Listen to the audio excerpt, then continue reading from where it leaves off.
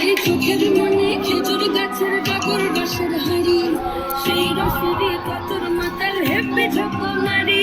ওই চাঁদের রাতে নদীর ধারে ঠোঁটের বাঁকা হাসি, হাজার রকম নকশা করেও সেই হাসিতেই ফাঁসি। শুনলে আমার পাহাড় বুকের ডাকাতিয়া ছেলে, তোর খানাতে বন্দি হব রসের ধনী ছেলে। পিরিতিটা ঢালে রাখা লাগলে পরে ছাড়ে না, জেনে শুনে করতা পীড়িত রে।